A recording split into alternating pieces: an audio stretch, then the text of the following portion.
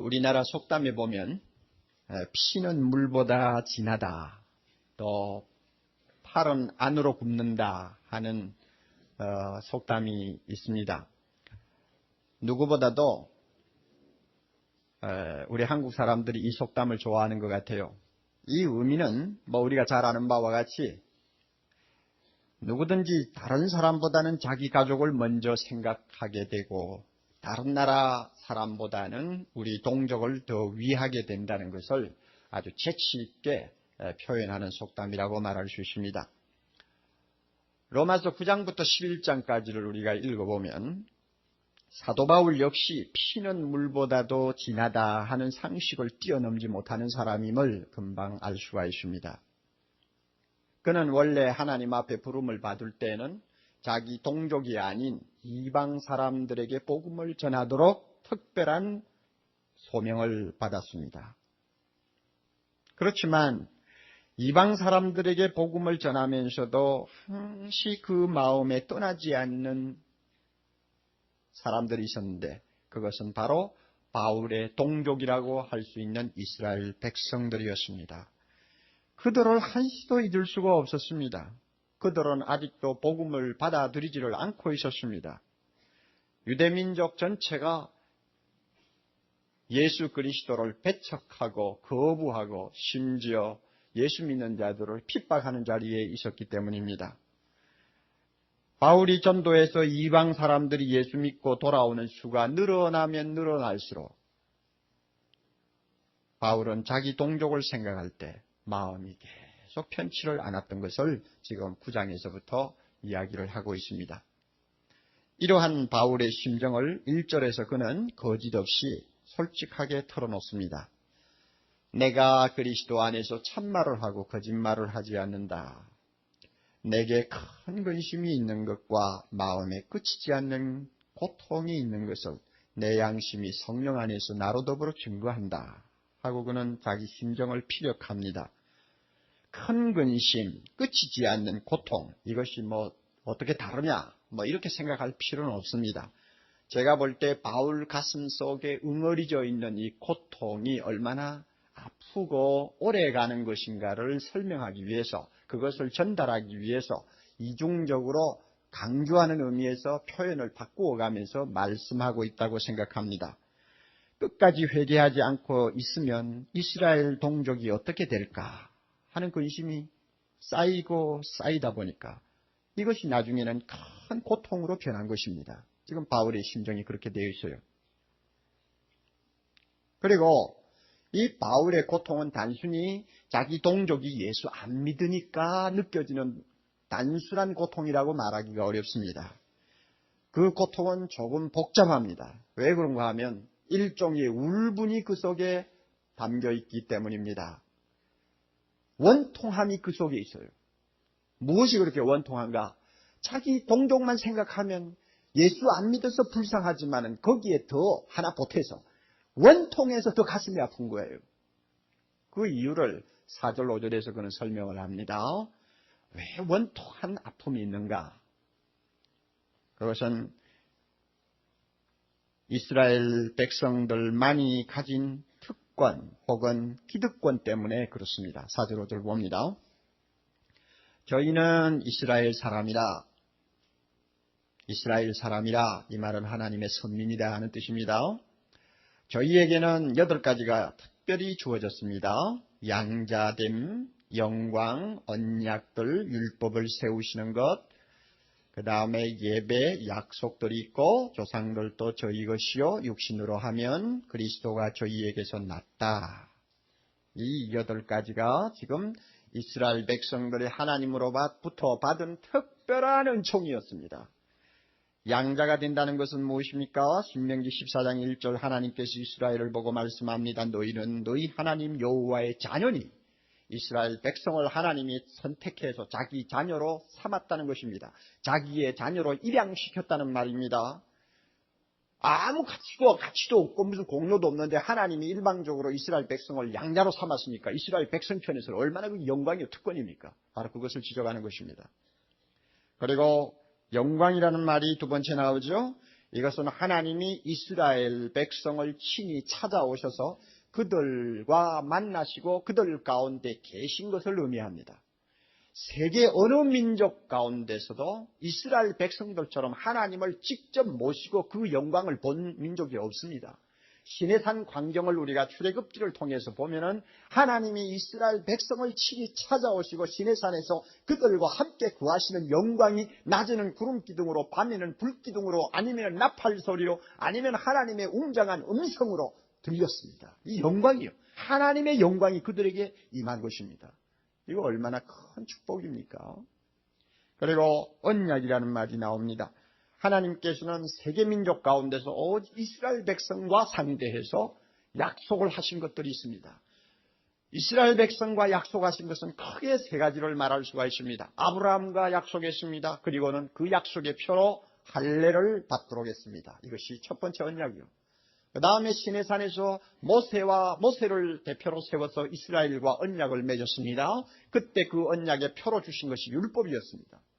그리고는 선지자들을 통해서 하나님께서 언약을 또 세운 것이 있는데 이것을 소위 새 언약이라고 합니다. 이 새 언약은 예수 그리스도를 이스라엘 백성을 통해서 보내시겠다고 하는 약속이었습니다. 세계 어느 민족치고 하나님이 직접 찾아오셔서 그와 같이 장엄한 약속들을 주신 예가 없습니다. 이스라엘 백성에게는 엄청난 영광이죠. 그리고 율법이 있습니다. 하나님께서는 이스라엘 백성들에게 율법을 특별히 허락하셨습니다. 그래서 이스라엘 백성들은 다른 민족과 달리 하나님의 뜻이 무엇인가를 먼저 배우고 알 수 있는 자리에 그들이 세움을 받았습니다. 이것도 큰 축복이죠. 그들에게는 예배가 있었습니다. 예배라는 말은 하나님 앞에 나가서 경배할 수 있는 영광 특권을 가리킵니다. 하나님께서는 세계 모든 민족에게 이 특권 주지 않았습니다. 오직 이스라엘 백성들에게만 항상 지정된 장소에 나와서 제사 드리면서 하나님 앞에 예배 드리도록 허락하셨습니다. 약속이 있습니다. 하나님의 자녀요 선택받은 백성이기 때문에 여러 가지 축복에 대한 약속이 있어요. 들어가도 복을 받고 나가도 복을 받고 너희들이 내 명령에 순종하면 땅에서 장수할 것이요 너희 후손이 이 땅에서 영원히 떠나지 아니할 것이다 하는 각종 약속들을 하나님이 얼마나 많이 주셨는지 몰라요. 이 약속들을 그들이 지고 있어요.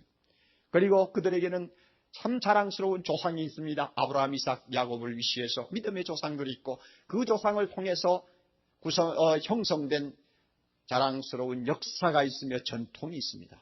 이것을 그들이 가지고 있어요. 동시에 가장 중요한 거 하나님께서는 이스라엘 백성의 혈통을 통해서 인류의 구원자 예수 그리스도를 보내셨습니다. 이렇게 8가지의 기득권을 가진 것이 이스라엘 백성이라는 말입니다.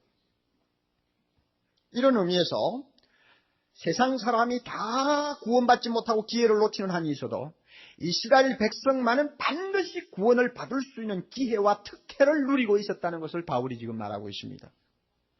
구원 문제에 관한 한 이스라엘 백성은 머리가 될 자들이지 절대로 뿌리가 될 사람들이 아니었습니다. 그런데 실제로 이스라엘 백성들은 어떤 처지에 놓여 있었습니까? 하나님의 자녀라고 하면서 하나님이 보내신 구원자 예수님을 십자가에 못 박는 기막힌 비극을 연출한 백성이 되어버렸습니다. 그뿐입니까? 복음을 거부합니다. 교회를 핍박합니다. 그리고 믿음으로만 구원받도록 해주신 하나님의 의를 부인하고 스스로 지혜로운 채 하다가 나중에는 꺾이온 가지가 되어버린 것이 이스라엘 백성들이었습니다. 구원을 제일 먼저 받아야 할 동족이 복음의 원수가 되고 제일 꼬리가 되어버린 것을 볼 때마다 바울은 가슴이 아파 견딜 수 없고 울분을 참을 수가 없고 답답하고 원통해서 못 견디는 것이에요. 이걸 지금 바울의 심정입니다. 이렇게 자기 동족의 어려움을 가지고 고통하다가 보니 자연히 연민의 정이 생겼습니다. 그래서 처음에는 원망도 하고 불평하다가 나중에는 그들이 너무 불쌍해서 사랑하는 마음으로 자꾸 변해갔습니다. 어디까지 바울이 그의 마음을 쏟았느냐? 3절을 보면 우리가 알 수 있습니다. 어디까지 바울의 마음이 갔느냐? 바울의 고통이 어디까지 발전했느냐 하는 것을 우리가 3절에서 볼 수 있어요. 3절 나의 형제 곧 골육의 친척을 위하여, 자기 동족이죠. 동족을 위하여 내 자신이 저주를 받아 그리스도에게서 끊어질지라도 원하는 바로라. 여기서 끊어진다 하는 말은 이해를 돕기 위해서 삽입한 말입니다. 원래대로 하면은 그리스도로부터 저주를 받는다는 말입니다. 내가 내 동족을 구원하기 위해서 저주받을 필요가 있다면 차라리 저주받겠다. 내가 내 동족을 예수 믿도록 하기 위해서 내가 예수 그리스도로부터 완전히 버림을 받는 한이 있더라도 내가 그 동족을 구원할 수만 있다면 그 대가를 치르겠다는 이야기입니다. 여기에서 저주를 받는다 하는 말은 굉장히 무시무시한 말입니다. 아나테마 하는 헬라어 말인데 참 무서운 말입니다. 무슨 뜻인가 하면은 여러분 구약을 보시면 특별히 여호수아를 보면 하나님께서 여리고성을 정복하라고 명령합니다. 여리고성을 정복할 때에 특별히 하나님이 주신 명령이 있는데 그것은 남녀노소 생명을 가진 것은 하나도 살리지 말라. 그리고 그 성에 있는 물건은 하나도 손대지 말라. 고스란히 불태워서 완전히 없애버려라. 그렇게 함으로써 하나님이 그 성을 자기의 제물로 받으신다고 말씀하셨습니다. 이때 하나도 손대지 말고 깨끗이 소멸시켜라. 이 말이 아나테마, 저주받는다는 말이에요. 여기서 나오는 말이에요. 그러니 바울은 지금 자기를 어느 위치에까지 갖다 놓았느냐. 내가 여리고 성에서 완전히 불에 타서 소멸되는 물건이나 아니면은 칼에 찔려서 죽어가는 많은 생명처럼 완전히 저주받은 것처럼 버림을 받는 한이 있더라도 내 동족만 구원할 수만 있었으면 좋겠다 하는 자기 심정을 지금 이야기합니다. 사랑의 극치지요. 정말로 자기 희생을 각오하고 참 자기를 내던질 뜨거운 심정이 없는 사람이면 함부로 입에 담을 수 없는 말을 지금 하고 있는 것입니다. 이만큼 바울은 자기 동족을 구원하고자 하는 뜨거운 열정을 가지고 고통하는 사람이었습니다. 사실 바울이 이런 심정을 가졌다는 것은 놀라운 일입니다. 우리가 잘 아는 바와 같이 바울을 평생 동안 괴롭히고 해를 끼친 사람은 자기 동족이었습니다. 돌로 친 사람도 자기 동족이요, 태장을 때린 사람도 자기 동족이요, 재판에 붙인 사람은 자기 동족이요, 감옥에다가 2년 3년 가두어 놓은 것도 자기 동족이요, 그야말로 사지를 찢어 죽이겠다고 예루살렘에서 소동을 벌인 자도 자기 동족이요, 하나 건건 전부 다 자기 동족으로부터 해를 받았습니다. 그러므로 인간적인 측면에서 볼 때는 이를 갈면서 미워할 수밖에 없는 원수였지만은 바울은 그들의 죄를 미워하기는 했지만 그들의 영혼을 미워할 수가 없습니다. 자기가 고통을 받을수록 자기 동족이 더 불쌍하고 더 마음이 간 거예요. 이게 바울의 마음 상태입니다. 이것이 바로 바울이 말하는 끝이지 않는 고통이라는 의미입니다. 이런 마음 때문에 그는 하나님 앞에 엎드릴 때마다 이스라엘을 구원해달라고 기도했고 하나님께 눈을 감을 때마다 자기 동족을 버리지 말라고 기도했다고 했습니다. 10장 1절을 여러분이 잠깐 보세요. 10장 1절.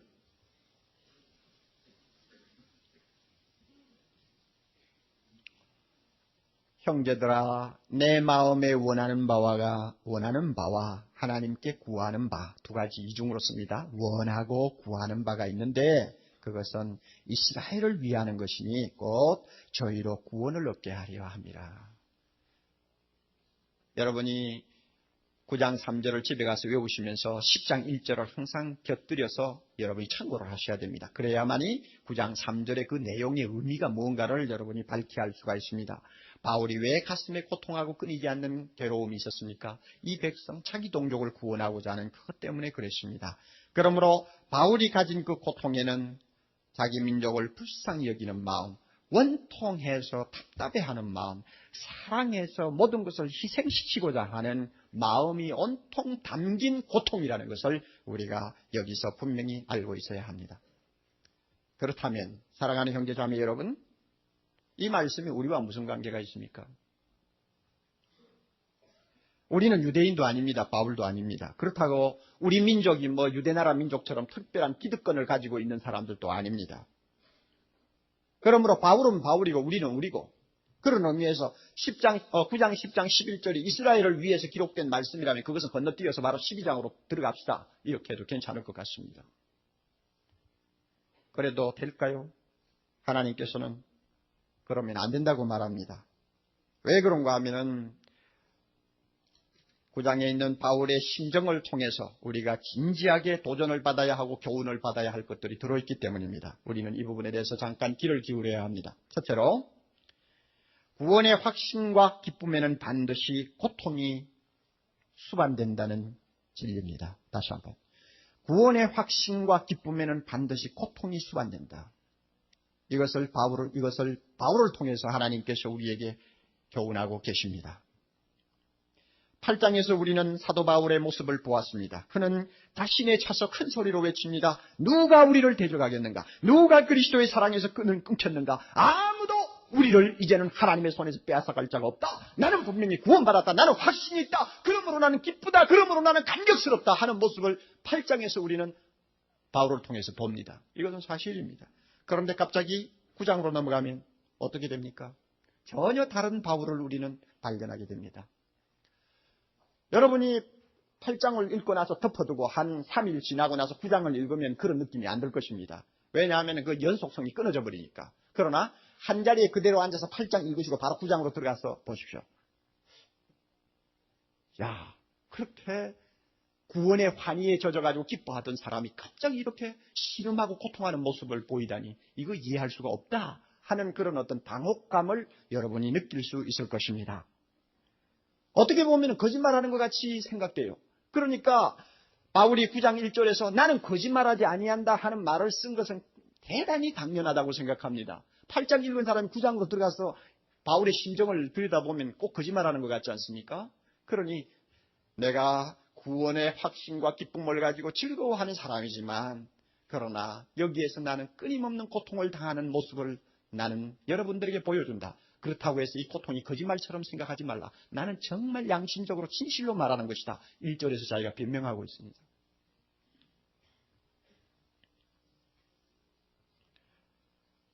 바로 바울에게서 보는 이 양면성 혹은 어떻게 보면 모순처럼 보이는 이것이 저에게는 대단한 충격과 도전과 자책을 가져다 주었습니다.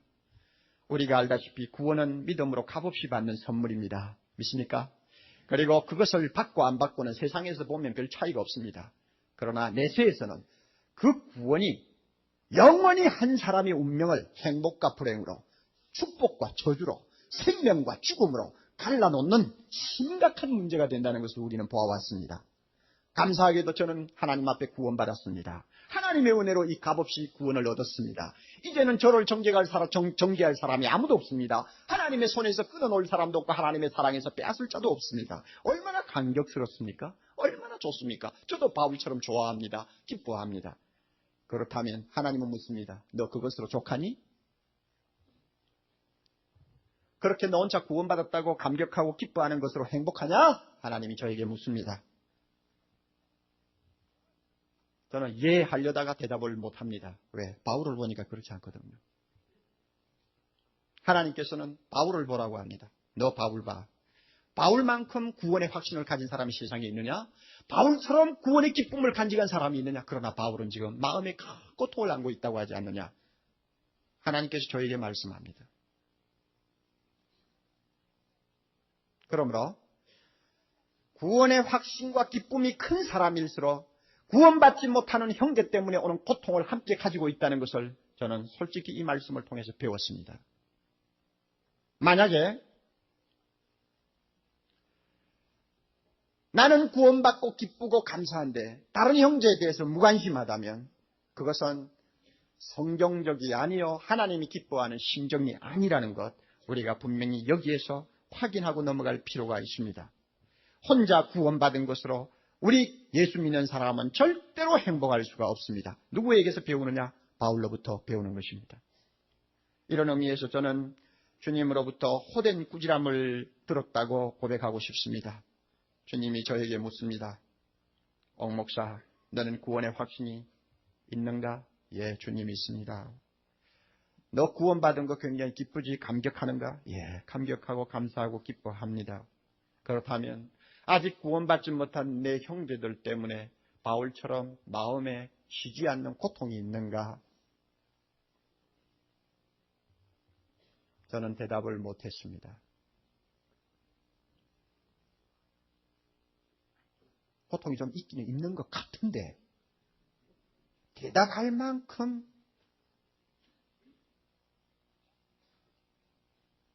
큰 고통이 없어요. 이것이 저의 심정이에요. 목사가 뭐 저래 해도 할 수 없어요. 사실이에요.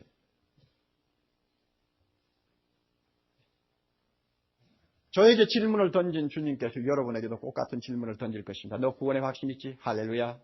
너 기쁘지? 감사합니다, 주님. 너 그래 행복하니? 예, 행복합니다. 너 어째 행복하니 좋니? 너 가정에, 너 이웃에 아직도 예수 없어 망해가는 사람 놓고 너 고통하니? 여러분 고통이 있어요? 가슴에 끊임없이 찌르는 고통이 있어요. 그 고통이 나중에는 나 자신을 완전히 저주받는 자리까지 던진다 할지라도 형제를 구원하고 싶다는 그 높은 정지까지 내 고통이 승화되고 있습니까? 여러분 있어요? 하나님께 양심적으로 대답할 수 있는지 스스로가 한번 살펴보세요. 진짜 구원의 확신과 기쁨을 간직하고 사는 사람은 반드시 이 고통을 함께 가지고 있습니다. 저는 지난 고난주간에 어떤 믿음 좋은 여성도로부터 그것을 다시 확인했습니다. 우리 교회 성도는 아닙니다. 그 자매는 매년 고난주간이 되면 한 주간 동안 금식을 하는 것을 지금까지 지키고 오는 자매였습니다. 본인이 또 금식을 하고 싶어 하는 것이니까 아무도 말릴 수가 없죠. 그래서 금식을 하고 금요일날 제가 만났습니다. 한 5일 정도 금식한 다음에 만났는데 얼굴은 벅초췌해 보입니다마는 영적으로 굉장히 맑아 보이고 참 환해 보이는 모습을 제가 옆에서 지켜보았습니다. 그런데 그 자매 입으로부터 참 아름다운 간증을 하나 들었어요. 목사님, 제가 오늘 아침에 잠에서 깨서 일어났는데 갑자기 뭉클한 감격이 내 가슴에 치밀어 올라요. 성령께서 주시는 것인가 봐요. 주님이 나를 사랑하신 걸 생각하니 눈물이 막 쏟아져요. 나 같은 거 주께서 구원해 주신 거 얼마나 고마운지 그 주님이 너무 좋아서 나도 모르게 막 눈물이 쏟아져서 닦느라고 혼이 났어요. 그런데 목사님 그것만 아니에요. 이렇게 좋은 예수, 이렇게 좋은 구원을 나 혼자만 받고 이 예수 모르고 지금 죽어가는 사람이 너무 많다는 거 생각할 때 가슴이 아파서 또 눈물이 뜨겁게 흐르는 것을 제가 주체하지를 못했어요. 그 이야기를 하면서 그 자리에서 또 우는 거예요. 제가 그 자매를 옆에서 지켜보면서 주여, 목사에게도 저런 은혜 좀 주세요. 남자가 뭐 꾸질꾸질하게 울고 그러지는 못하지만 그래도 저 예수가 너무 좋아서 울고 내가 구원받은 건 너무 감격스러워서 울고 동시에 아직도 구원받지 못하고 있는 수많은 사람들 생각할 때 불쌍해서 울고. 여러분, 이것이 바울의 바로 그 고통입니다. 아시겠어요? 바울의 그 심정이에요. 우리가 받은 구원의 확신 성령이 주시는 것입니다. 우리가 누리는 이 구원의 기쁨도 성령이 주시는 것입니다. 동시에 우리가 믿지 않는 형제들 때문에 가슴 아파하는 이 고통도 누가 주는 것이냐? 본능이냐? 자연인이냐? 어떤 감정이냐? 아닙니다. 누가 주는 것입니까? 성령이 주시는 것입니다. 여러분 보세요. 2절 분명히 바울이 이야기합니다. 누가 주는 것이라고 말하는 것을 분명히 들으세요. 내 마음에 끝이지 않는 고통이 있는 것을 내 양심이 누구 안에서 증명한다고요? 성령 안에서 증거한다. 이 성령이 주시는 고통입니다. 우리는 이 고통이 있어야 정상입니다. 이 고통이 만약에 없다면 문제가 있습니다. 확신은 있는데 고통이 없습니까? 기쁨은 있는데 믿지 아니하는 자들에 대한 가슴 아픔이 없습니까? 무언가 잘못된 것이요. 어떤 면에서는 나의 확신과 기쁨도 성령이 주시지 않는 엉터리인지도 모릅니다. 교회가 점점 커가면서 이 교회 담임 목사로서 저는 큰 고민거리가 하나 지금 생겼습니다. 특별히 금년 들어와서 그 고민은 더 커지고 있습니다. 무엇인지 압니까? 교회가 커지고 있습니다. 아마 우리 교회 사이즈만 해도 출석이 주일학교까지 합하면 11,000명을 넘어서니까 세계적으로 꼽는 대교회 안에 들어가 버렸습니다. 이 대형화된 교회입니다. 이건 이제 우리가 숨길 수가 없어요. 그런데 교회가 커지면서 소위 말하는 대교회 병에 옥목사도 지금 감염되어 가고 있고 여러분들도 점점 감염되어 가는 것을 제가 영적으로 느끼기 때문에 고민거리가 생긴 것입니다. 제가 아까 말씀드렸습니다. 주님이 너 구원의 확신이 있느냐? 있습니다, 주님. 구원의 기쁨도 있고 예, 조금은 있습니다. 어떤 때는 많이 있고요.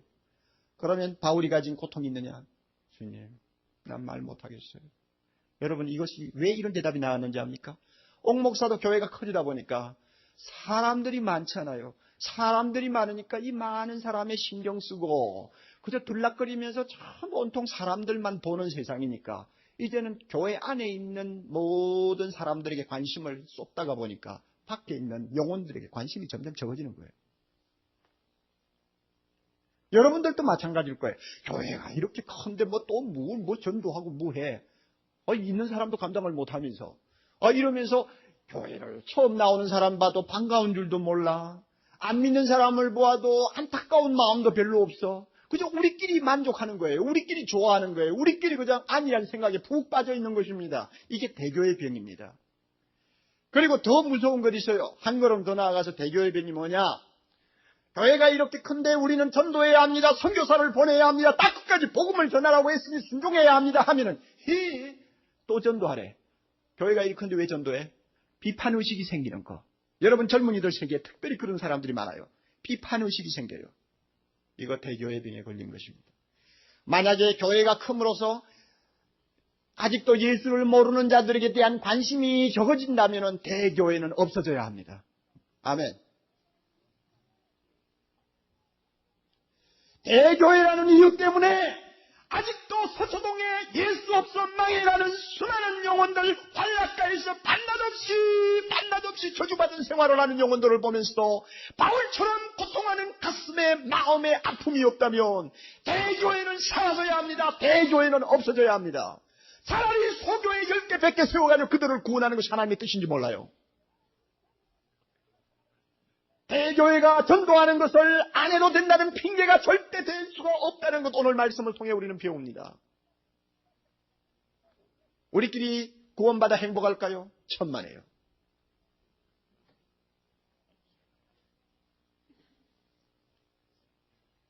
제가 답답해서 체가족 모임에 나오시는 분들의 그 성분을 한번 조사를 시켰습니다. 주일날 나오는 새가족 모임, 월요일날 나오는 새가족 모임, 우리 교회 처음 등록한 분들이 와서 5주 동안 참 아름다운 교육을 받고 은혜를 받는 참 귀한 시간입니다. 우리 교회 새가족 모임 때문에 우리 한국에 새가족 모임 하는 교회들이 얼마나 많아졌는지 몰라요.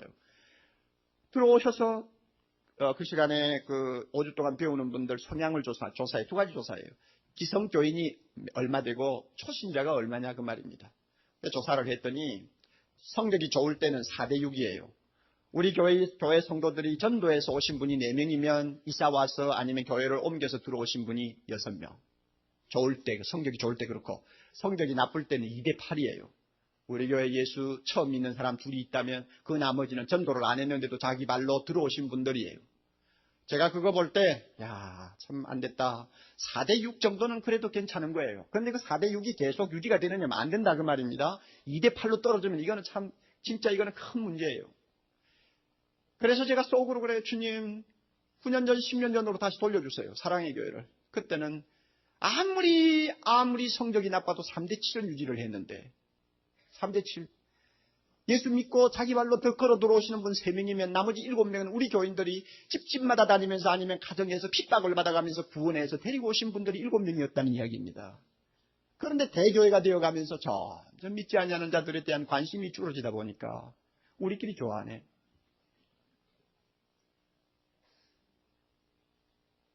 우리는 바울처럼 마음의 고통을 다시 회복해야 합니다. 오늘 이 시간 성령께서 은혜 주시기를 우리는 사모해야 합니다. 나 혼자 구원받아 행복할 수 없습니다. 그리고 이 본문에서 두 번째로 우리가 배워야 할 중요한 진리가 있습니다. 전도는 내 형제, 내 동족부터 먼저 한다. 이것입니다. 바울이 지금 내 형제, 내 골육이라고 한 것은 이스라엘 백성을 공동체로 가리키는 말이기도 합니다만, 그러나 그 말씀 안에 분명히 들어있는 진리는 전도는 가까운 사람, 가장 내 가까이 접근할 수 있는 사람부터 먼저 전하는 것. 이것이 전도의 기본 원리다 하는 것을 여기서 우리가 배울 수가 있습니다. 왜 그런가 하면은 내 가까이에 있는 사람, 가족이든지 회사 직원이든지 이웃이든지 간에 가까이 있는 사람들은 소위 가청 영역에 소속되는 사람들입니다. 가청 영역. 예수님에 대해서 쉽게 전해 들을 수 있는 영역에 들어있는 사람들이라는 말입니다. 이스라엘 백성과 비교하면 기득권을 가진 사람들입니다. 여러분, 예를 들어서 어느 가정에 부인이 예수 믿었다고 합시다. 다른 가족들은 하나도 예수 믿지 않아요. 그러나 그 부인이 예수 믿음으로 성경에 있는 대로 남편이 거룩해지고 있습니다. 벌써 가청 영역에 들어온 거죠. 자녀들과 다른 식구들이 종종 예수 하나님이라는 이름을 듣습니다. 그리고 아내가 하나님 앞에 기도하는 모습, 성경을 읽고 있는 모습을 통해서 하나님의 임재와 영광을 은근히 옆에서 지켜보고 있는 사람들입니다. 그런 의미에서 그들은 가청 영역에 소속된 사람들, 예수 믿기가 훨씬 쉬운 자리에 들어와 있는 사람들입니다. 이 사람들로부터 전도하는 것이 순서라는 것을 오늘 바울의 내 형제 내 권육이라는 말에서 배워야 합니다. 26년 전에 제가 국민학교 학생들을 그룹으로 모아가지고 과외를 시키던 일이 있었는데, 그때에 과외 공부를 하던 귀염둥이 여학생이 하나 있었어요. 그 여학생이 26년이 지난 최근에 참 어떻게 연줄이 되어가지고 남편과 함께 저를 만나러 왔습니다. 26년 만에 만났으니까 뭐 상황이 많이 달라졌죠. 그런데 가장 많이 달라진 것이 뭐냐? 그 당시에 그 여학생 예수를 교회는 한 번씩 나왔지만 예수를 안 믿은 사람이고 가족도 안 믿었습니다. 그런데 이번에 만나보니까 부부가 얼마나 신앙생활을 잘하는 사람으로 변했는지 정말 놀라울 정도로 변했어요. 그 시간에 남편이 간증하는 것을 들었습니다. 남편은 화갑니다. 일주일 내에 집안에 앉아서 그림을 그립니다. 그러다가 주말 되면은 이제 답답하니까 밖으로 나가가지고는 기분 푸느라고 그냥 술을 그냥 마시고 싶은 대로 마시고는 곤드레 만들이 취해가지고 들어오는 것이 예사였습니다. 그러한 생활을 계속 하다 보니까 나중에는 근육 무력증이라고 하는 증세가 나타나기 시작했습니다. 온몸을 제대로 움직이지 못하는 심각한 상황에 빠진 것입니다. 그는 너무 다급한 나머지 아무도 시키지도 않았는데 가까이에 있는 조그마한 개척교회로 자기 발로 걸어갔다고 합니다. 그리고는 하나님에게 매달렸어요. 남자가 새벽 기도에도 나갔습니다. 생활이 그렇게 충분하지 못하니까 왕복 1시간이 걸리는 거리인데도 빠지지 않고 교회를 찾아가서 기도하고 돌아오고 기도하고 돌아오는데 그 과정에서 남편이 중생을 받았어요. 정말 예수님을 만났어요. 그리고 반년이 지나자 그 병도 서서히 사라지기 시작했습니다. 그리고는 그가 사도행전을 읽으면서 깨달은 것이 있습니다. 사도행전 1장 8절 무엇입니까? 오직 성령이 너에게 임하시면 너희가 뭐요? 권능을 받고 어디부터? 예루살렘과 온 유다와 사마리아와 땅 끝까지 이르러 내 증인이라. 주님 좋습니다. 내가 예수 그리스도를 전하는 사람으로 일하겠습니다. 나는 화가지만은 화가로서 내가 전도하는 사람이 되겠습니다 하고 그는 주님 앞에 기도했습니다. 그리고 가만히 생각하니까 어디부터 전해야 될 것이냐? 예루살렘부터 전하라고 해야지. 그 예루살렘이 어디냐? 그가 고백하기를 그 예루살렘은 바로 내 마음이요 내 가족이었다는 것을 발견했습니다. 그래서 드디어 자기 집안 식구부터 전도하기 시작했습니다. 얼마나 하나님께서 크게 역사하셨는지 부인을 위시해서 모든 가족들을 물론이거니와 자기 형제들, 양가의 부모들까지 다 예수 믿고 돌아왔다고 고백했습니다.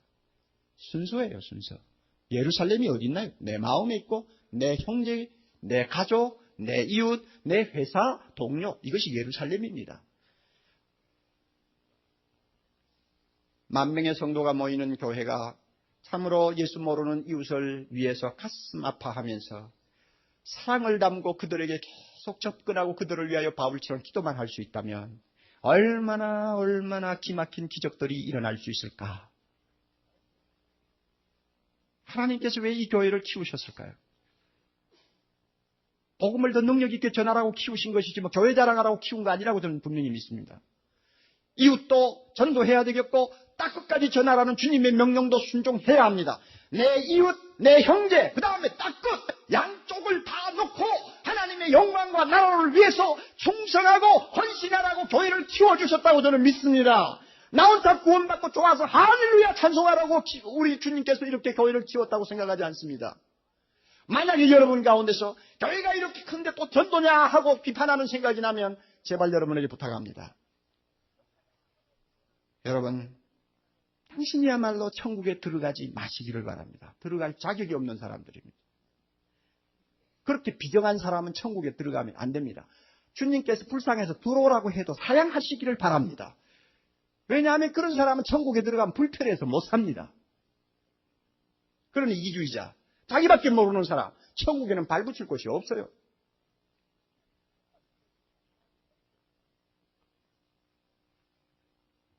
이 시간 주님은 우리에게 두 가지 질문을 합니다. 너에게 끝이지 않는 고통이 있는가? 여러분 대답하십시오. 그리고 두 번째로 너의 형제, 너의 동족을 위한 눈물이 있는가? 주님께서 질문할 때 여러분이 뭐라고 대답하겠습니까? 아직도 남편이 믿지 않습니다. 아직도 부모가 예수 모릅니다. 내 자식 중에 아직도 교회 안 나오는 자식들이 있습니다. 내 이웃도, 내 직장 동료들도 아직도 예수 모르는 사람 투성입니다. 주님, 이런 사람을 놓고 나 혼자 기뻐서 감사하는 것 얼마나 가증스럽게 보이겠습니까? 용서해 주세요. 주님은 그렇게 명령하지 않으셨는데 내가 이렇게 이기주의자가 되었습니다.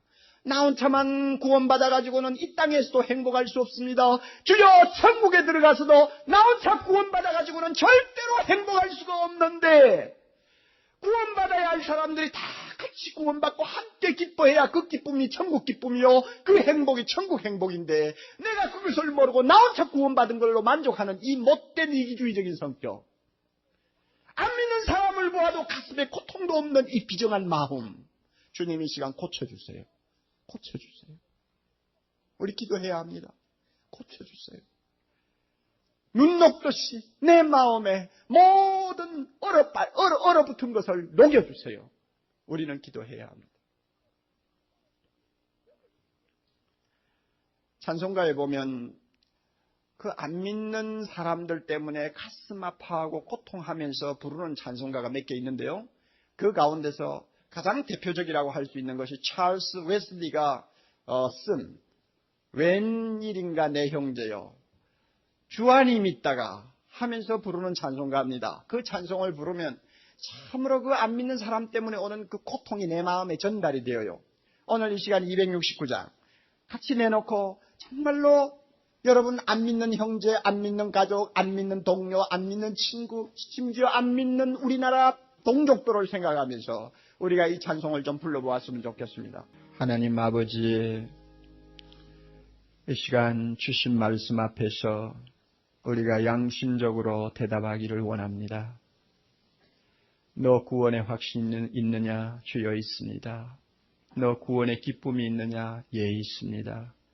그렇다면 아직도 이 구원을 알지 못하는 자 때문에 고통이 있는가 물을 때에 주여 비천한 이 종부터 주님 앞에 대답을 할 수 없고 가책을 받음을 분명히 고백하지 아니할 수가 없습니다. 교회가 커지고 많은 사람이 드나드는 것을 보고 우리는 교회 밖에 버려진 수많은 영혼에 대해서 관심을 점점 관심을 잃어버린 것 주님 앞에 고백합니다. 용서하여 주시기를 바랍니다. 가족 가운데 아직도 주를 알지 못하는 자가 있음에도 불구하고 주일날 레온차 성경 찬송 끼고 아무 마음의 고통 없이 교회에 나와 앉아있는 이 비정한 우리 자신의 모습을 주님 앞에 부끄러워 내놓을 수가 없습니다. 주여 불쌍히 여겨주시기를 바랍니다. 자비로우신 주여 이 시간 우리에게 구원의 확신 주신 것처럼 고통도 함께 가질 수 있게 하옵소서. 주님 나 자신의 구원에 지대한 관심을 가진 것만큼 아직도 예수 믿지 아니하는 주변의 형제들을 위해 관심을 기울이는 우리가 되게 하옵소서. 아버지 하나님 그리하여 바울처럼 주님 앞에 양심적으로 내 자신이 그 고통 가지고 있다고 대답할 수 있는 참다운 크리스찬이 되도록 축복해 주시기를 원합니다. 사랑의 교회를 이만큼 성장시켜 주신 목적이 있는 줄 믿습니다. 교회가 크기 때문에 이런 양은 제대로 하나님 관심을 기울이지 않아도 된다고 하는 마귀의 음성에 우리가 귀를 기울이지 말게 해주시기를 원합니다. 우리 모두가 더욱더 뜨거운 마음을 가지고 고통하는 심정을 가지고 이 동족들 아직도 하나님 아버지여 85% 이상이 주를 모르고 있는 이 안타까운 이 나라 백성들 아직도 이북에는 수많은 영혼들이 주님을 모르고 죽어가고 있는 이 현실을 앞에 놓고 고통을 안고 기도하며 그들을 향해 복음을 들고 나갈 수 있는 교회 되도록 축복해 주시기를 원합니다. 모든 심령들의 마음속에 냉정하고 얼어붙은 것을 녹여주시기를 원합니다. 성령의 이 시간 우리의 심령에 참으로 바울처럼 동정 가지고 형제들을 생각하며 눈물을 흘리고 기도할 수 있는 고통의 사람 되도록 축복해 주시기를 간절히 원하옵나이다. 그리하여 이번 주간에도 우리가 나가 일하는 직장에서, 우리가 함께 거주하는 가정에서 나 때문에 믿지 아니하는 수많은 영혼들이 예수 그리스도의 품 안으로 돌아오는 역사들이 일어날 수 있도록 복을 빌어 주시옵소서. 예수님 이름으로 기도하옵나이다. 아멘.